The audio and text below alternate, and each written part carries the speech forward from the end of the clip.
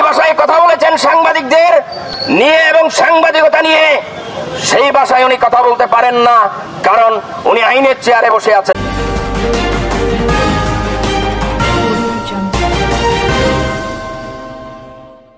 আসসালামু আলাইকুম। বীর চট্টলা টিভি থেকে আমন্ত্রণ জানাচ্ছি, আমি তানিশা সুলতানা আফিফা।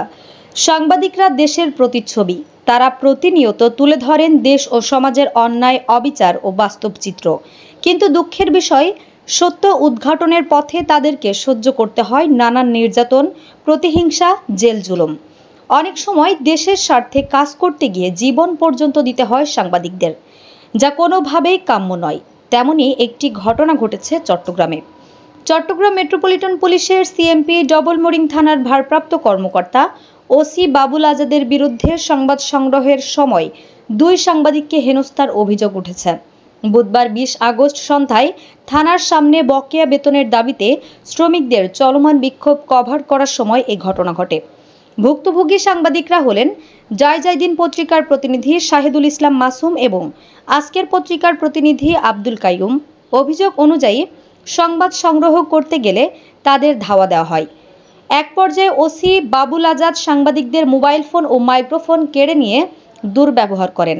এমনকি তিনি সাংবাদিক মাসুমকে থানার হাজতখানায় নেওয়ার নির্দেশ দেন।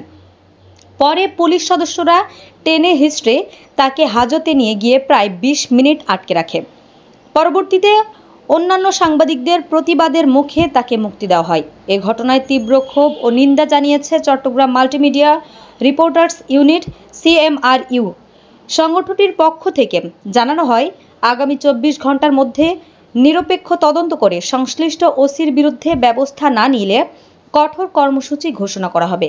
CMRU সভাপতি আবির আহমেদ বলেন, সংবিধানের 39 অনুচ্ছেদের 2 খ অনুসারে মত প্রকাশ ও সংবাদ সংগ্রহের স্বাধীনতা নিশ্চিত করা হয়েছে। দায়িত্ব পালনের সময় সাংবাদিককে আটক করা সংবিধান বিরোধী। মৌলিক অধিকারে এমন হস্তক্ষেপ কোনোভাবেই গ্রহণযোগ্য নয়।